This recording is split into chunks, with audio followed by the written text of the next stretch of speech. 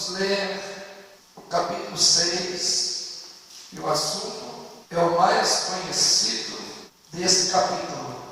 Capítulo de número 6, verso de número 9. O texto diz assim: portanto, orareis assim: Pai nosso que estás nos céus, santificado seja o teu nome, venha o teu reino, seja feita a tua vontade, assim na terra como no céu. Somente a terra. Nós temos nesta oração algumas informações clássicas da parte de Deus. Porque aqui nós temos uma oração ensinada pelo nosso mestre.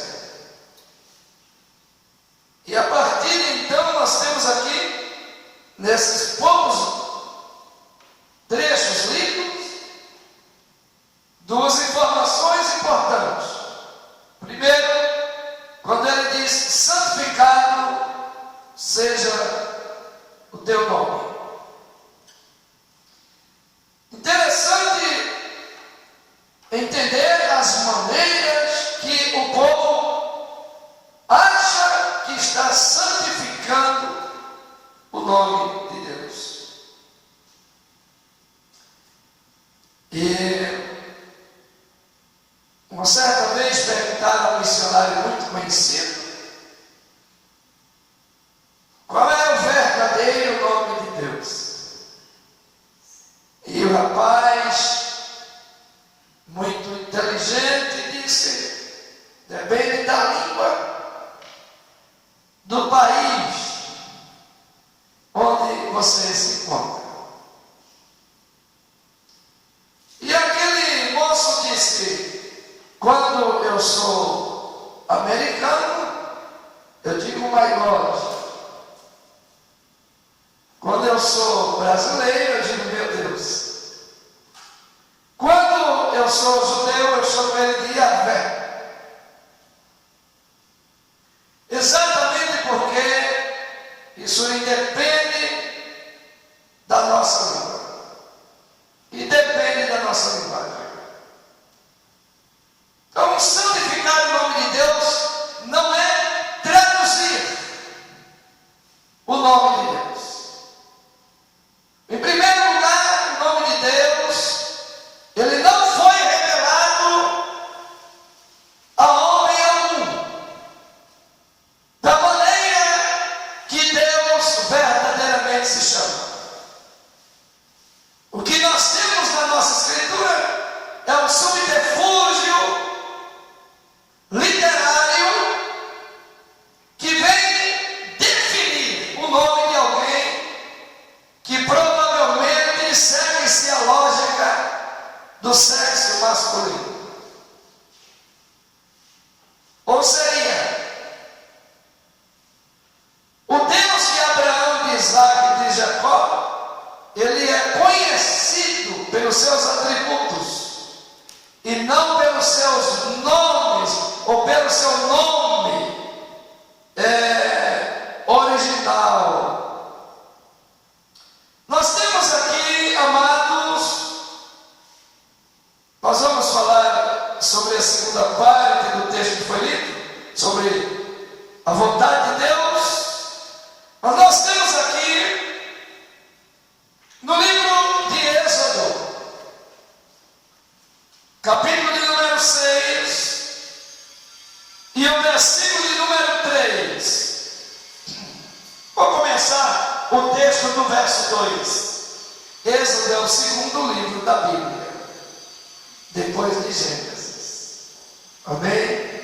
Êxodo, capítulo de número 6 e verso de número 2. Ele diz: falou mais Deus a Moisés e disse: eu sou o Senhor.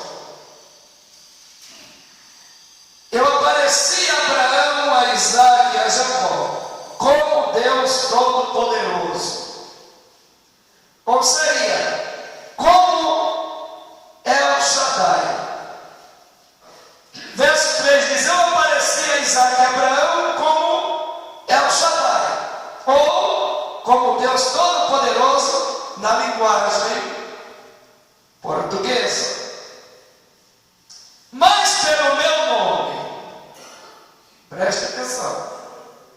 você tem aí o que? Uma revelação de que El Shaddai é um nome derivado, um nome composto, como é chamado pelos teólogos, e não o nome original. Porque ele diz: eu apareci a Abraão, a Isaac e a Jacó como El Shaddai, mas pelo meu nome, vírgula, o Senhor não lhes foi perfeitamente conhecido. Você entendeu? Que Abraão chamava Deus de El Shaddai, o Deus Todo-Poderoso, como está escrito na nossa Bíblia portuguesa, mas o nome verdadeiro de Deus, traduzido por Senhor, nunca foi revelado a ninguém. Nós temos na escritura original 4 consoantes que definem o suposto nome de Deus que temos, mas não se pode ler 4 consoantes. Nós temos ali YH, WH. Se você prestar atenção na palavra Yahvé, que para a nossa língua foi traduzido como Senhor. Senhor é tradução do nome Yahvé. Jeová não é tradução de Yahvé. A palavra Senhor é tradução, sim, do nome Yahvé. Yahvé é uma adaptação. Yahvé é uma adaptação a essas 4 consoantes. Foi inserido vogais, 2 vogais entre o Y e o H, e depois entre o W e o H. Então nós temos o A e o E. Não é E, não é E. É acentuado, com acento agudo. Então nós temos um nome que vem trazer o entendimento de que existe um personagem do sexo masculino por trás daquele nome. O nome que define alguém. Mas isso não quer dizer que esse nome seja 100% original. Porque o nome original Deus não revelou. O nome de Deus seria YHWH. Como se pronuncia? Do jeito que eu acabei de falar. Então é bobagem o homem insistir que o nome de Deus é A, que o nome de Deus é B, que alguém está errado porque entende que o nome de Deus é isso ou aquilo. Mas nós conhecemos a Deus pelos seus atributos, como Abraão conheceu. Abraão disse: o Deus é o Shaddai, o Senhor é o Shaddai. Hífen, Shaddai. Nós temos ali o que? El, Deus. A palavra El, Deus. Shaddai, Todo-Poderoso, ou soberano. Nós encontramos aqui o nome de Deus traduzido do nome mais próximo, que é Yahvé. Yahvé traduzido é Senhor. Adonai, Senhor. Quando nós chegamos no Novo Testamento, nós não temos mais ali a escrita hebraica, então a gente sai para o outro ângulo. E nós vamos ter ali a palavra Curios, ou Quírio, que traduzido é Senhor. Então não perca seu tempo, meu amigo. Não perca seu tempo de achar que santifica o nome de Deus, porque chama Deus de Yahvé, porque chama Deus de El Shaddai, porque chama Deus de Jeová. Tudo isso aí são subterfúgios para revelar um personagem. Agora, quando nós olhamos para os atributos de Deus, nós entendemos que Deus é o Deus El Shaddai, ou o Yahvé, conhecido como Senhor, ou El Shaddai, como Deus Todo-Poderoso. Nós temos também Yahvé Jireh, que significa o Deus que provê, o Senhor que provê. Eu acho tão interessante essa briga literária de teólogos e teólogos, que nós temos lá a palavra Yahvé Jireh, e o camarada ainda traduz como Deus que provê. Yahvé não é traduzido como Deus, é traduzido como Senhor. Então teria que ser traduzido como Senhor que provê. Então vamos parar com essa bobeira e vamos ficar com Deus que resolve, com Deus que age, com Deus que liberta. Porque quando Deus ele provê, ele resolve, ele supre a necessidade. Quando nós temos o El Shaddai, nós temos um Deus que está acima de tudo, um Deus todo-poderoso, que o nome dele está acima de qualquer nome, e que eu não preciso ficar brigando com a literatura para saber se o nome de Deus é Yahvé ou se ele é Jeová.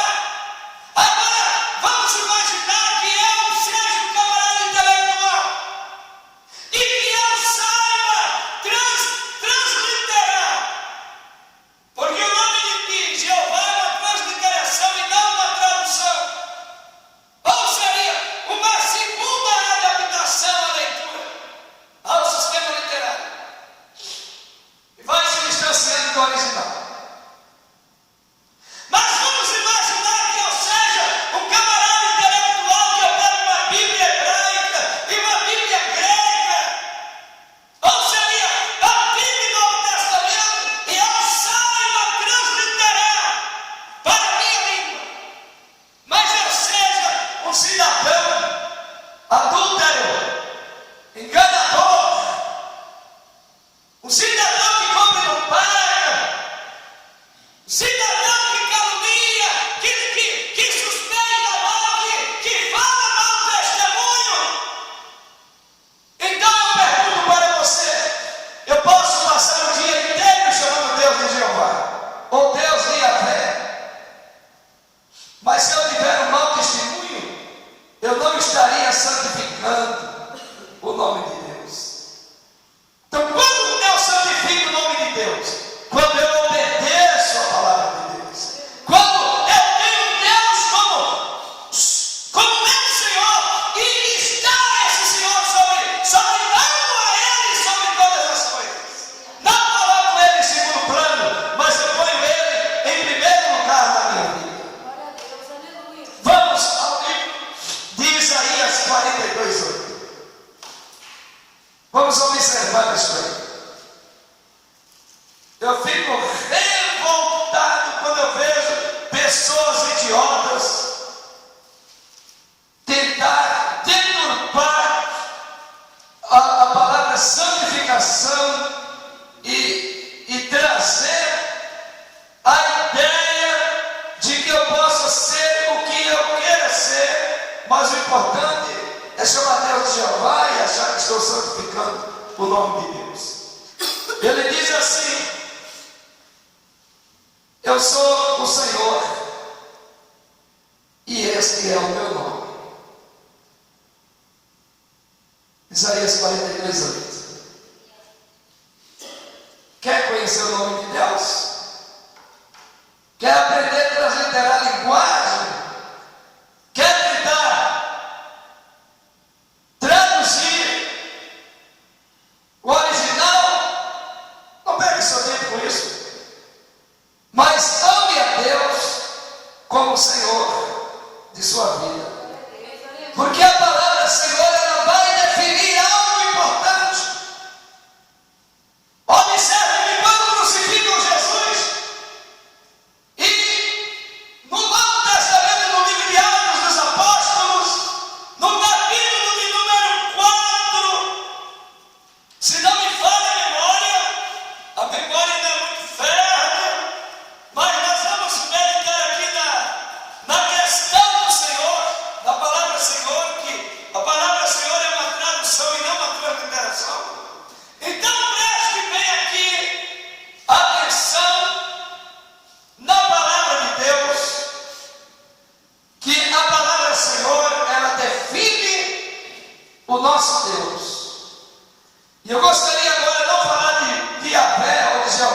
conhecido por alguns, mas eu quero falar sobre Jesus Cristo, o nosso Curios, ou Quírios, como se fala no Novo Testamento, o nosso Senhor. Observe isso aqui, na palavra de Deus,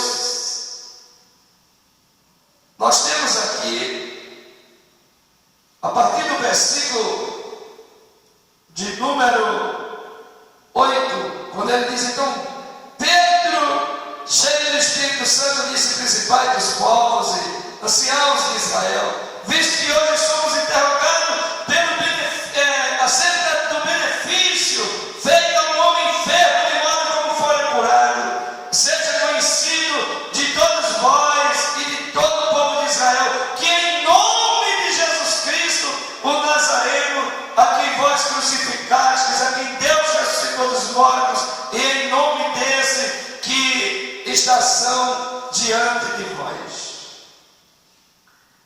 Esta é a pedra que foi rejeitada por vós, edificadores, a qual foi posta por cabeça de esquina, e nenhum outro há salvação, porque também debaixo do céu nenhum outro nome há, dado entre os homens pela qual devemos ser salvos. Então preste bem atenção aí, que o nome de Jesus Cristo está acima de todos os nomes. O nome de Jesus Cristo é o único nome que leva o homem à salvação eterna. Então vamos falar da pessoa de Jesus e também da pessoa do Espírito Santo. Nós vamos ler um texto clássico que se refere aos dons espirituais. Então preste bem atenção em 1 Coríntios e observe essa questão dos dons espirituais, que é uma coisa impressionante. Logo após de entender que Jesus Cristo, ele tem um nome acima de todos os nomes, nós podemos entender que o nome de Jesus Cristo é um nome soberano, ou um nome que está acima de todos os nomes. Então preste atenção nisso aqui. No capítulo 12 de 1 Coríntios, nós temos sobre os dons espirituais, versículo 4, ele diz assim, olha, a diversidade dos dons, mas o Espírito é o mesmo. Então preste bem atenção aqui, que o Espírito Santo, ele se manifesta aqui nesse capítulo de número 12. E no versículo de número 5 ele diz a diversidade de ministérios, mas o Senhor é o mesmo. Então preste bem atenção, que o Espírito Santo aqui ele é chamado de Senhor. Ele está no mesmo nível que Deus e que Jesus. Então preste bem atenção.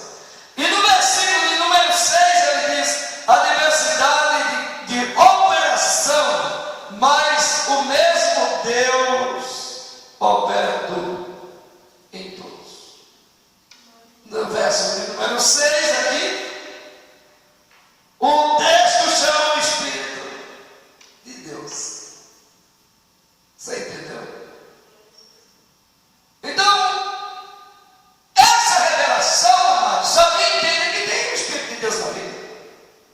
Como é que vai entender um negócio desse? Agora eu vou a um lugar mais complexo, que é a carta escrita aos Hebreus. Vamos à carta escrita aos Hebreus. Eu estou dando uma explicação.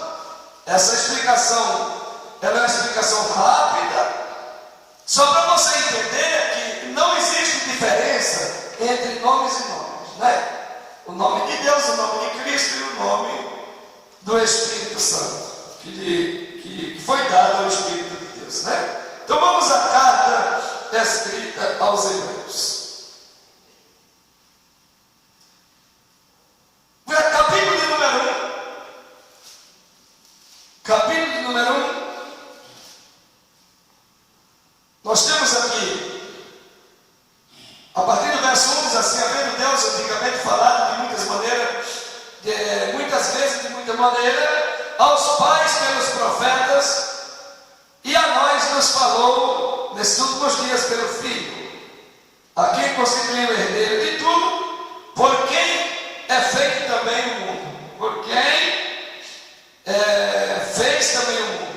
Então você observa que Jesus estava na criação do mundo, criando todas as coisas. Então observe isso aí. O qual o seu resplendor e a sua glória e a expressa imagem da sua pessoa, sustentando todas as coisas pela palavra do seu poder, havendo feito por si mesmo a purificação de nossos pecados, assentou-se à destra da majestade nas alturas. Foi feito tanto mais excelente do que os anjos, o qual herdou mais excelente nome do que o deles. Porque o qual nos... Presta atenção nisso aí. Porque a qual dos anjos disse, jamais. A qual dos anjos disse, jamais. Tu és meu filho e hoje te gerei. Isso é uma pergunta. Nós temos um ponto de interrogação aí. Nós temos um ponto de vírgula e temos logo em seguida um ponto de interrogação. Isso é uma pergunta. Deus nunca se referiu a anjo nenhum chamando eles de filho. E nem disse a ele, eu hoje te gerei. Então, o escritor que recebe a revelação de Deus aqui, ele escreve fazendo uma pergunta para nós. Ele diz, a qual dos anjos disse jamais, tu és meu filho, hoje te gerei. E outra vez eu lhe serei por pai, e ele me será por filho. De jeito nenhum. Os anjos não são filhos de Deus, e não são gerados por Deus. Ou seria, os anjos são criação, da mesma maneira que os seres humanos. A diferença é que os anjos estão num grau mais elevado do que o ser humano. E Jesus está acima do ser humano, ele está acima dos anjos. Presta atenção nisso aí. No verso 6 ele diz, e quando outra vez se introduz no mundo, primogênito. E todos os anjos de Deus o adorem. Tem uma seita aí, uma seita com o nome de cristã, mas que ela deturpa isso aqui. Ela ela troca o verbo adorar por uma frase que muda o sentido da adoração para a prestação de homenagem. Porque eles não aceitam que Jesus seja adorado. Mas o verbo que está inserido no capítulo 1 da carta aos Hebreus, vindo do grego, é o verbo proskeneo, ou proskenear, ou proskenosatosan, quando ele está no plural. Então, temos a palavra adorem, porque está no plural. Eu não posso trocar um verbo por nenhum outro substantivo. Eu não posso trocar um verbo e inserir qualquer outra forma literária para que eu mude o sentido. Porque quando eu mudo o sentido, eu tenho um problema grave. Eu vou ao juízo de Deus me explicar por que eu deturpo a Escritura Sagrada. Mas a igreja de Cristo, ela é inteligente, ela é uma igreja que adora a Jesus Cristo. Não presta homenagem, adora literalmente. Porque o verbo é o verbo proskeneo, adorar. Ou adoram, ou adorem. Eu não posso de forma alguma subjugar o nome de Jesus. Como eu também não posso subjugar o nome de Deus. E muito menos da pessoa do Espírito Santo. Então preste atenção nisso aí, com muita clareza. Verso 8, é o mais interessante aqui, o mais complexo aqui está no verso 8. Ele diz assim, mais do Filho. Quem está falando dos anjos e do Filho? Aqui é Deus. Agora, ele diz o que aqui no verso de número 8? Mais do Filho diz, com D maiúsculo. Preste atenção, que coisa radical.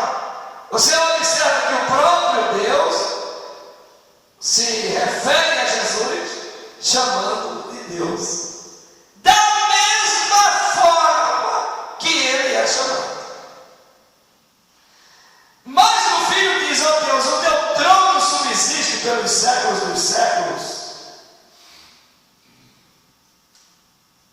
Cetro de equidade é o cetro do teu reino. Verso 10. E tu, ó Senhor, no princípio fundaste a terra e os céus. E os céus são obras das tuas mãos.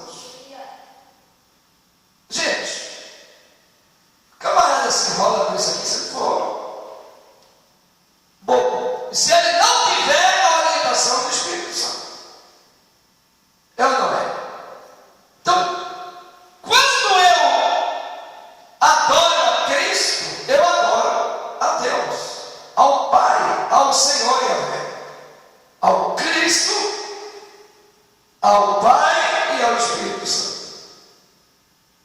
Porque eles são chamados tanto de Deus como de Senhor. Agora, eu entender isso aqui de forma literal não me leva a santificar o nome de Deus. Como que eu santifico o nome de Deus?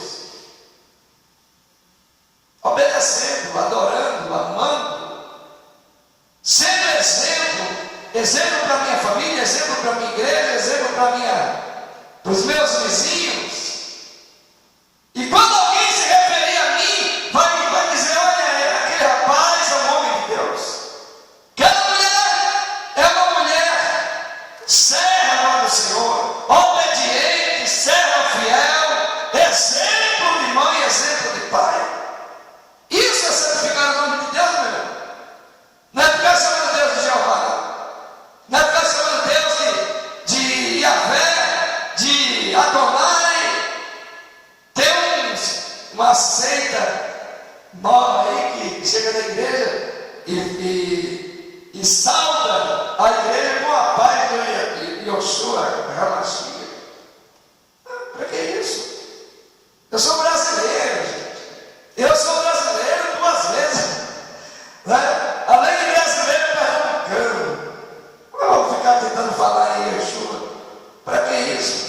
Para que eu vou chegar na igreja falando Shalom, Adonai? Para que isso? Eu chego aqui e falo: Pai do Senhor Jesus, que essa é a minha linguagem. É a linguagem traduzida. É uma linguagem que o leigo entende. É uma linguagem que o entendido entende. Que o homem autoridade e o menor vai entender. Santificar o nome de Deus é uma coisa impressionante. Eu gostaria até de me reportar a um conto histórico. Eu não sei se você já ouviu falar ou já leu alguma vez sobre a canonização da Bíblia Sagrada. Mas vamos ir um tempo mais anterior, um tempo antes. Que quando os escribas estavam literalmente escrevendo a Bíblia em pergaminhos e em papiro.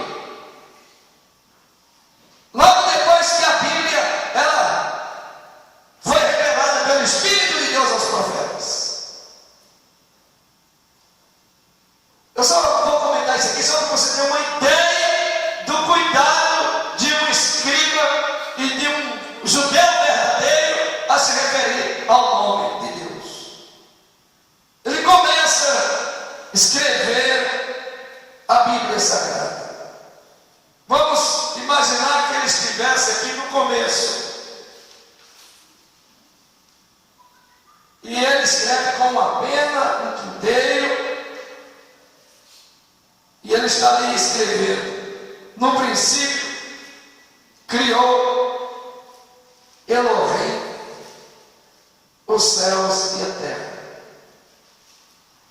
Elohim é o nome de Deus no plural. Por que está no plural? Porque nós temos 3 pessoas em uma única divindade.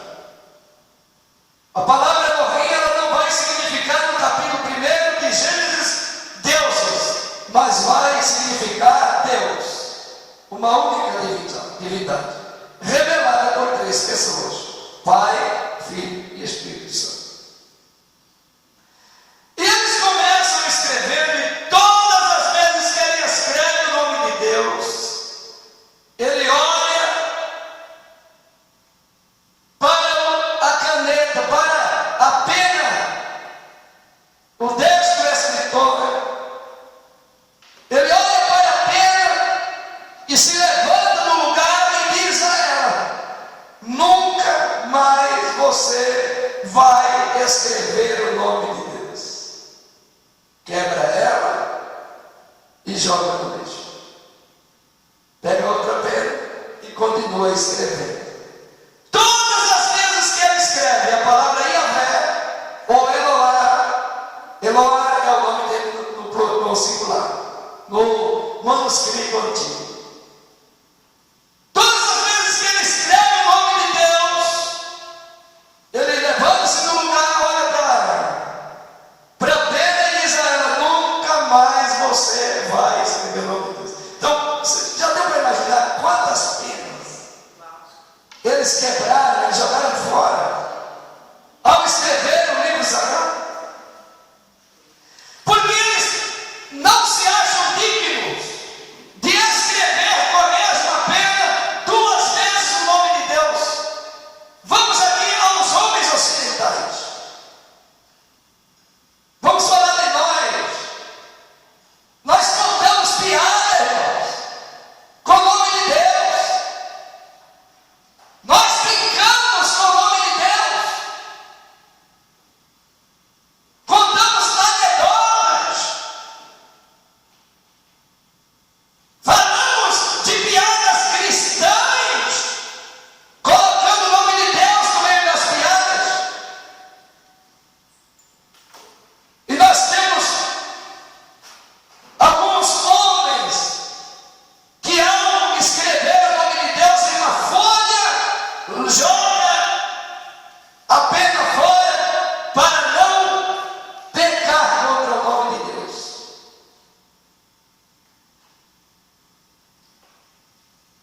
O judeu chama Deus de Hashem,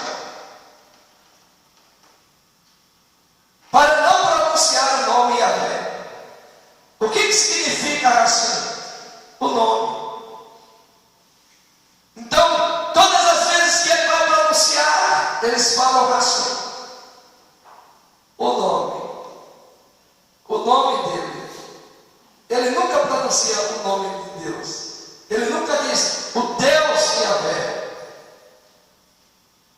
Mas vai pronunciar aquele que é conhecido como Hashem, ou com o nome acima de todos os nomes. Você sabe o que é isso? Que é respeito. Nós temos religiões orientais e ocidentais que brigam, matam, destroem em nome de Deus, em nome de Yahvé.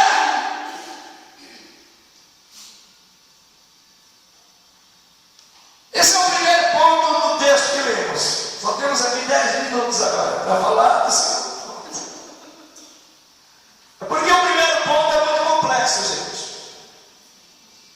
Vocês entenderam o que ouviram? Nós somos crentes, hoje é tudo na moda da gente, não é? Nós somos crentes à moda da gente. Nós não queremos saber qual é a vontade de Deus. Nós queremos viver a nossa moda. Nós queremos que a igreja se adapte a nós. Nós temos hoje, na época de hoje, igrejas que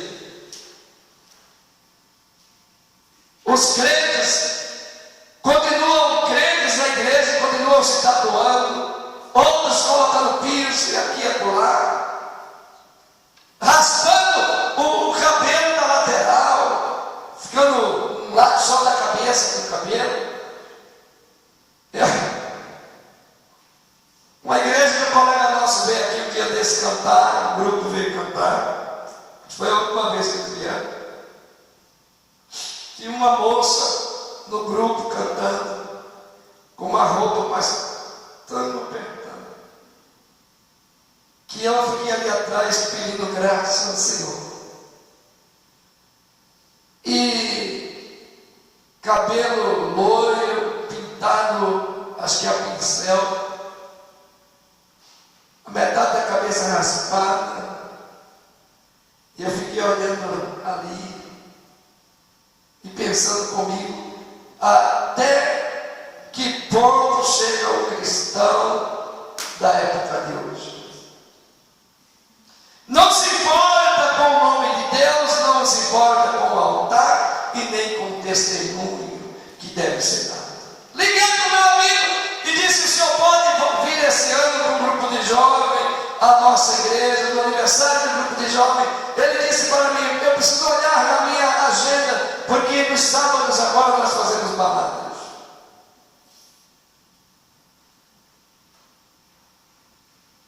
Outros vão à igreja correrem.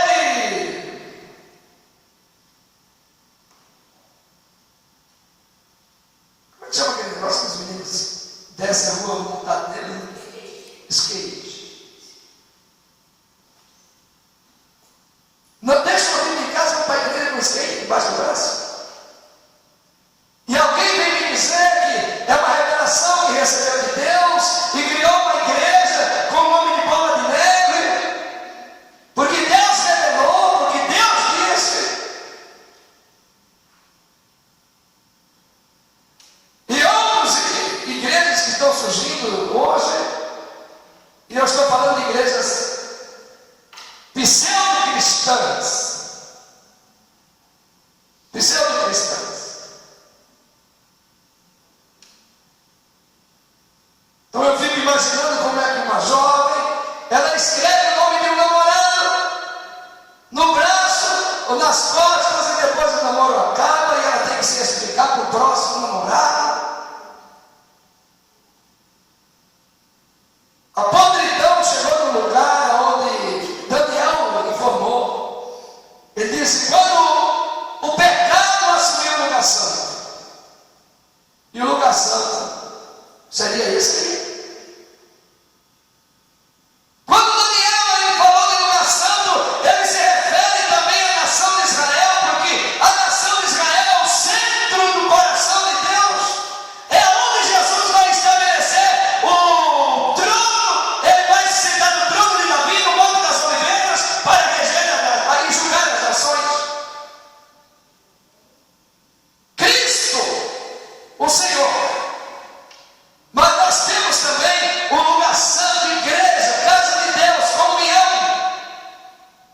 vida no altar. A igreja do Senhor não é lugar para se fazer baladas, a igreja do Senhor não é lugar para se mostrar tatuagem, cortes de cabelos, de formas exóticas, porque o mundo já vive esse tipo de evangelho. Casa de Deus é lugar de santificar o nome de Deus, de adorar a Deus. Nós não somos crentes em uma igreja perfeita, não, gente. Dentro de nossas igrejas, existem muitos erros que precisam ainda ser consertados. Eu não estou falando que nós somos a única igreja que vai para o céu, como tem uns pastores aí que falam idiotice desse tipo. Mas vamos ao segundo ponto e fazer o encerramento da mensagem nesta tarde. Nós lemos aqui, a partir do versículo de número 9, do capítulo 6 de Mateus, mas eu gostaria de agora ler o verso 10, dizendo: venha o teu reino, seja feita a tua vontade. Venha o teu reino. Isso é uma oração. Eu não estou aqui para fazer a minha vontade. Eu estou aqui para fazer a vontade de Deus. E a vontade de Deus não é a minha vontade. Oh, como seria bom viver a minha vida do jeito que eu achasse que devo viver. E um dia chegar nos céus e dizer muito obrigado porque eu fui cafajeste, pilantra, vagabundo. E mesmo assim eu vim para o céu. Seria muito bom.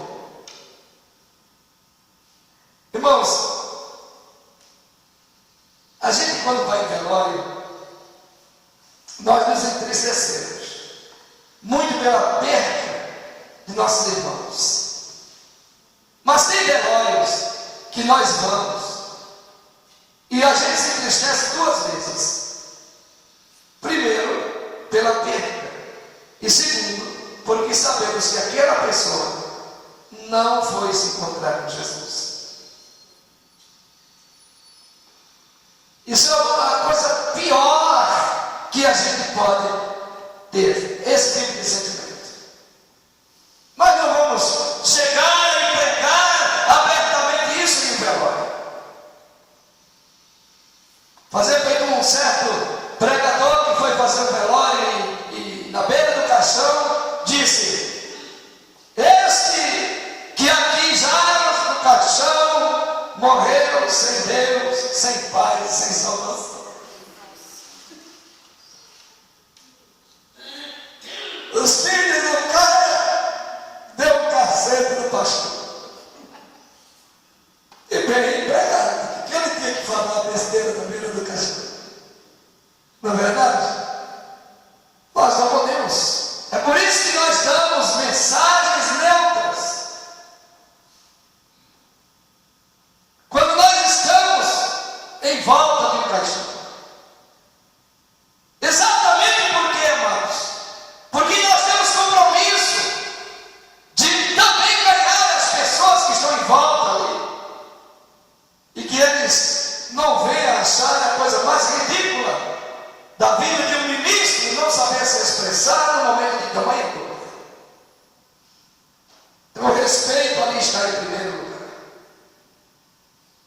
Mas quando nós fazemos a vontade de Deus e nós vivemos o que Deus tem para nós, quando a igreja vive o que Deus tem para ela, meu irmão, ela parte daqui na certeza que vai herdar o reino de Deus. O cidadão falou para o crente: o Senhor vai herdar os céus ou a terra? E aquele irmão, cheio de sabedoria de Deus, fez a seguinte pergunta: aonde Jesus vai estar? Porque se ele estiver nos céus, eu quero ir para os céus. Se ele for habitar na terra, eu quero ficar na terra. Porque aonde Jesus estiver, para mim é certo. Resposta, sabe, gente? A vontade de Deus é perfeita. Tem hora que a vontade de Deus ela dói em nós, mas ela é perfeita. A vontade de Deus vai te levar ao sucesso, meu irmão. Quando Jesus ora a oração do Pai Nosso, ele diz: seja feita a tua vontade. Porque ele sabia que a vontade do Senhor era perfeita, mesmo que doa na gente. Antes da crucificação, o mestre vai ao Getsemane, ou Getsemane, como alguns chamam. E ali Jesus dobra os joelhos e diz: Pai, se for possível, passa de mim esse cálice. Mas se não for possível, seja feita a tua vontade. Aleluia. E eu vejo pastores ensinando que o crente tem que pegar Jesus pelo pescoço, tem que encostar ele na parede, tem que puxar a gravata dele. Quando ele coloca a língua para fora, ele fica sufocado, solte, não mate ele não. Porque Jesus é obrigado a te abençoar. Jesus é obrigado a te atravessar. Ele é obrigado a trocar o Moisés por uma Mitsubishi. Jesus não é obrigado a coisa nenhuma. A diferença da igreja é que a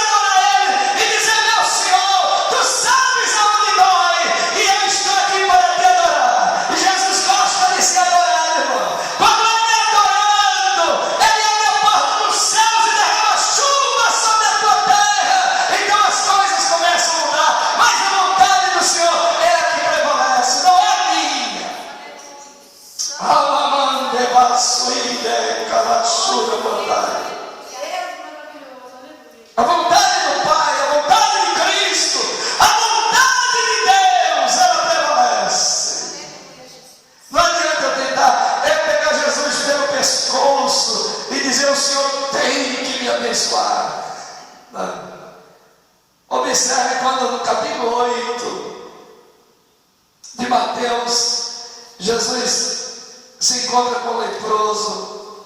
E a primeira coisa que o leproso faz é se ajoelhar, agarrar os pés de Jesus, adorar Ele. Eu não sei como foi que ele o adorou, porque a Bíblia não mostra o que ele falou, como ele disse. A Bíblia não mostra se ele beijou os pés, mas ele disse que o leproso se aproximou do mestre, o adorando. Glória! Quem está entendendo, diga amém. E quando ele estava adorando, ele disse: Senhor, se tu quiseres, tu podes me tornar limpo. E Jesus olhou para ele e disse: eu quero, seja limpo. E ele, ao olhar para a sua pele, ele estava limpo. Ele não precisou mergulhar 7 vezes como Naamã. Ele não precisou levar a oferta da viúva. Ele não precisou fazer o sacrifício. Ele não precisou vender a casa e doar para o pastor. Ele não precisou fazer nada disso. O mestre olhou para ele e disse: seja limpo. Finalizando, agora eu estou terminando. Porque pregador é um caso sério. Pregador ele olha para a igreja e diz assim: agora eu vou terminar. Pode contar no relógio, tem mais meia hora. Mas aqui eu quero finalizar. Eu quero ler o versículo de número 6, do capítulo 6, do Evangelho escrito por Mateus, quando ele diz: mas tu quando orares, entra no teu aposento, fechando tua porta, ora teu Pai que está em oculto, e o teu Pai que te vê secretamente te recompensará. Orando não useis de vãs repetições, como os gentios que pensam que por muito falarem serão ouvidos. Não vos assemelhei, pois, a eles. Preste atenção aqui. Ele diz: porque o vosso Pai sabe o que vos é necessário, mesmo antes de vocês falar com Ele.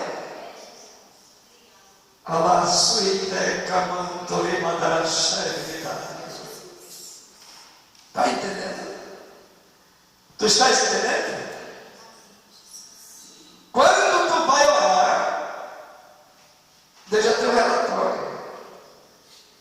Quando você vai fazer a corrente de oração de Daniel, de um dia, de 7 dias, de um ano inteiro, eu não sei quanto tempo tu vem orando. Mas eu quero te dizer nesta tarde, tem uma coisa especial de Deus para você. A vontade dele vai prevalecer. A vontade de Deus é que o leproso seja curado, que o cego veja, que o surdo ouça, que o paralítico ande, que o pecador seja perdoado. Aleluia! Se você ler o capítulo 5 das bem-aventuranças, feche a Bíblia, senão não está lendo. Se você ler o capítulo 5, vai ter um texto que diz assim: bem-aventurados que choram, porque eles serão consolados.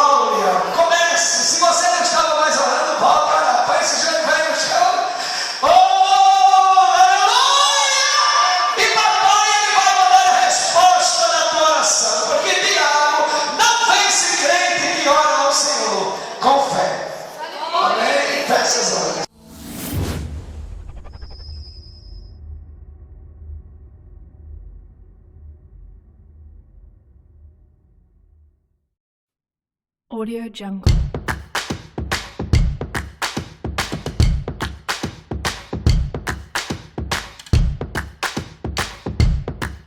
Audio Jungle.